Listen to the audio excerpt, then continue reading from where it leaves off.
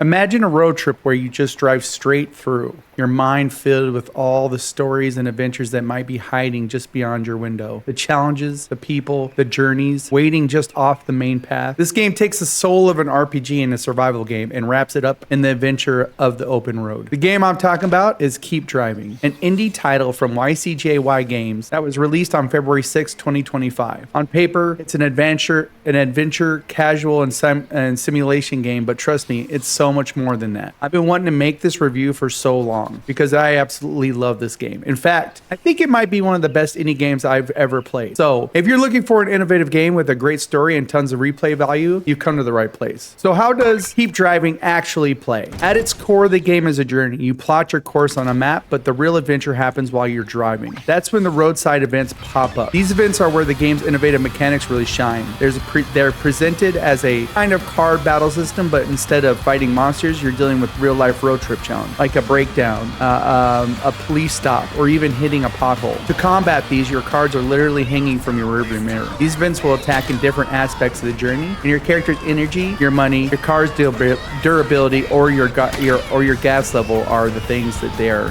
threatening. And this is where the RPG elements come in. You'll need to tactically match cards to the event's weaknesses, and even use special abilities from your skill tree. You can also get extra supplies by stocking items in your glove box, trunk, and on top of your car. There's a clever mechanic where you can bust certain notes on the cards to take multiple events at once, so being prepared is key. But you're not on this journey alone. As you travel, you have the choice to stop and pick up different people. These passengers aren't just for show. They have their own unique stories, and more importantly, they come with their own abilities and sometimes even hindrances. They could be invaluable allies in helping you with those roadside events. Think of it like gathering a party in a classic RPG where each person brings a unique set of skills to the group. This is a game where preparation is everything. The skill tree, the items you stock, and the passengers you choose all play a crucial role. If you don't prepare properly, the road can be unforgiving. So how does it all feel to play? The controls that Keep Driving are pretty simple and intuitive. Most of the time, you're using your mouse to drag and drop items in your car's various storage slots, which by the way, has a fun Tetris-like element to it. And when you pull into a town or roadside stop, you'll use WASD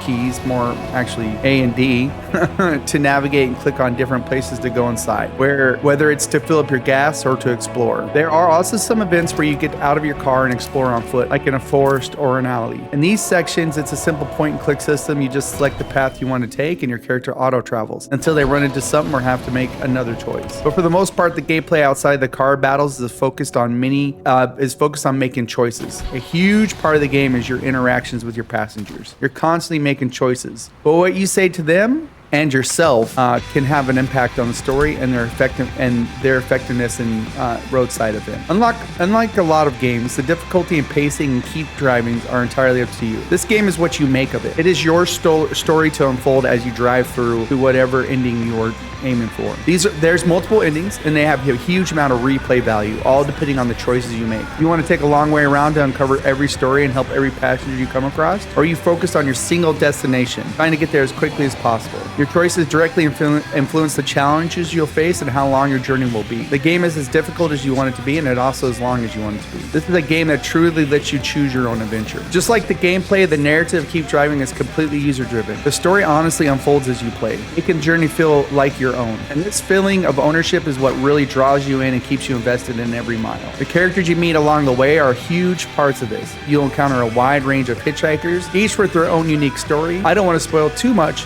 but you'll help a lost little girl and her father, assist a brother searching for his sister, and even aid a man who's out of a job and trying to get home to his family. This is just a small glimpse of the people you can pick up, and each one adds something new to your story and can even lead to one of the many different endings. The characters and the stories are what give this name its heart. At times, the narrative had me smiling from ear to ear, and at other times, completely gutted after finishing Hitchhiker's Journey. It's a testament to the game's writing that can invoke such a wide range of emotions. Moving on to the presentation, the game's art style is one of my favorite parts. The graphics are a beautiful two-dimensional pixel rendering of real-life characters and landscapes. Even the details of the people in your car are captured in a wonderfully pixelated form, and you can even look at them in your rearview mirror for a more enhanced view. It's a style that feels both nostalgic and fresh at the same time. time. But if the visuals are great, the sound design is absolutely amazing. This is one of my favorite parts of the entire game. The game does an incredible job of making you feel like you're actually in the open road. You'll hear crickets chirping at night and the distinct sound of trucks and cars passing you by. Even the roar of your own engine is unique depending on the car you're driving, whether it's a Subaru or a muscle car or a truck. And the music, the soundtrack is so good that when I streamed the game live, I was willing to risk a YouTube copyright hit just so my viewers could experience it for themselves. You can buy and find tapes during your trip to unlock more music and discover new bands. I actually found some of the songs so good that I looked up the soundtrack on Spotify and added them to my personal playlist. It's a rare for a game's music to be this good, and it truly elevates the entire experience. So let's bring it all back to the beginning. The pros of Keep Driving are so compelling that it's difficult for me to even come up with a single con, to be honest with you. The overall experience is nothing short of incredible, and it's why at the start of this review I said this is one of my absolute favorite indie games.